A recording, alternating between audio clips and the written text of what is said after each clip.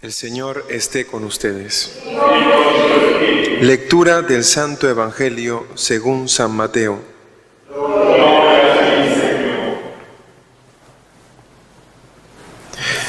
En aquel tiempo le presentaron unos niños a Jesús para que les impusiera las manos y orase por ellos.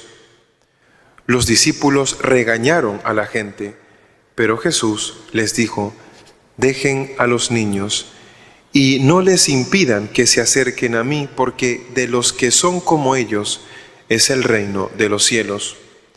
Después les impuso las manos y continuó su camino.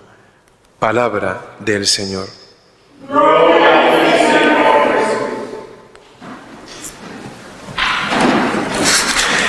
El Señor, en la primera lectura, se muestra como el creador y dueño de la vida. Fíjense lo que dice la lectura.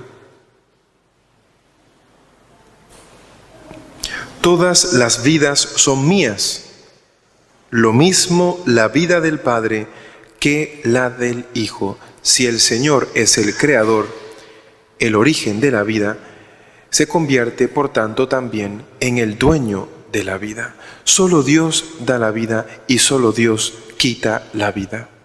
Esto es muy importante. Nosotros no somos quien para decidir sobre si una persona muere o vive. Esto para un católico tiene que ser obvio, pero en estos días esta verdad, esta certeza de que no somos los dueños de la vida y de que la vida es un don, nosotros no hemos hecho nada, absolutamente nada para existir. Esta idea, esta verdad hoy en día está entredicho. No se respeta la dignidad del ser humano, empezando porque no se respeta al bebé, la vida que está en el vientre de una mujer. Desde el momento en que el espermatozoide y el óvulo se unen, en ese momento hay vida humana. ¿Por qué? Porque el resultado de esa unión tiene todas las características de un ser humano. No se ha desarrollado, pero tiene todas las características de ser humano. ¿Acaso tú vas a decir que un cachorrito no es un perro porque todavía no se ha desarrollado?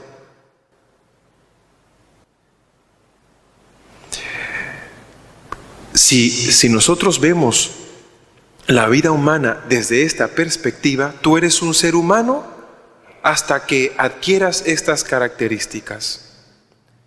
Entonces, no nos vayamos a escandalizar si un día dicen que un niño de 5 años puede ser matado, asesinado sin ningún problema porque no ha desarrollado toda la inteligencia. Hasta que sea totalmente inteligente y tenga un pleno uso de su razón, entonces es ser humano y tiene derecho a la vida. Tenemos que proteger la vida. El Papa Francisco recientemente, en un cambio que hizo en el Catecismo de la Iglesia Católica, ha afianzado la idea de que bajo ningún concepto se justifica la pena de muerte. Recientemente también, gracias a Dios y gracias a la oración de muchos católicos, al ayuno de muchos católicos, a las manifestaciones que han habido en las calles, recientemente en Argentina se ha dicho, el Senado ha dicho que no a una ley más permisiva del aborto, ya que en Argentina existía una ley del aborto, pero esta que querían aprobar era mucho más permisiva. Tenemos que defender la vida, y no solamente la vida del no nacido, sino toda vida. Hay que defender y cuidar la vida del anciano que está enfermo en el hospital, el anciano que está solo, en esos asilos de ancianos. Yo que visito a algunos ancianos aquí en el asilo, que está cerca de la parroquia, me di cuenta de esta realidad, que muchos ancianos, muchos abuelitos, están abandonados por sus seres queridos. Nadie les va a visitar y parece que nadie se importa de ellos. Cuidar la vida es también estar pendiente del que está en necesidad, el que no tiene con qué comer, el que no tiene educación. Toda vida es valiosa, porque cada vida humana es una imagen y semejanza de Dios.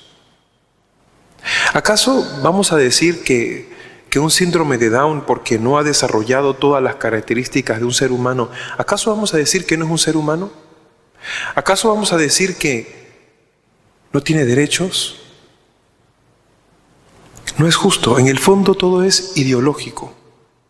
Y la ciencia demuestra perfectamente que en el momento en el que se une el espermatozoide y el óvulo, ahí hay vida humana, simplemente porque está todo lo que caracteriza a una vida humana.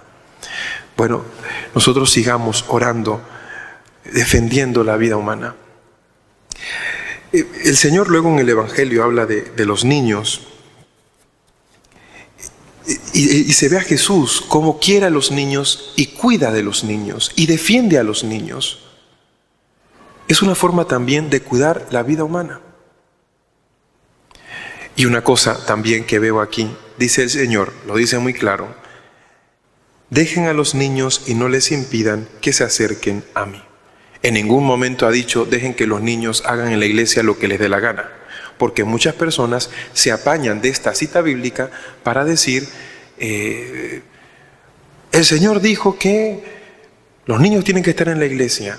Usted no puede venir a decirnos que el niño no haga tanto ruido en la iglesia. Pero yo no sé dónde dice eso en la Biblia.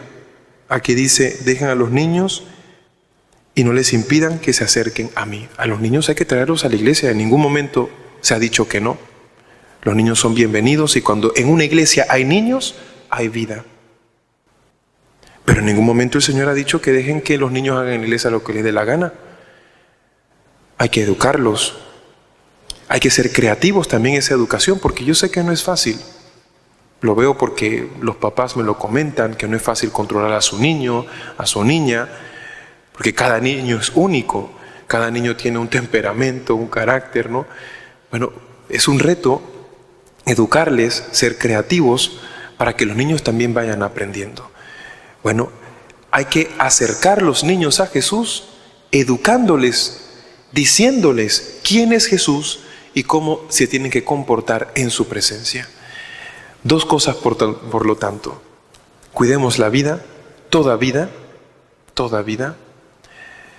en cualquier estado, ya sea una vida enferma, una vida moribunda, una vida desnutrida, y defendamos y cuidemos a los niños, acercándoles a Jesús y enseñándoles a tener una relación con Jesús desde el respeto y desde el amor. Y esto es un deber de los papás. Los sacerdotes ayudamos en lo que podamos, pero esta es una educación, una obligación que los papás tienen que llevar a cabo. Que el Señor nos ayude.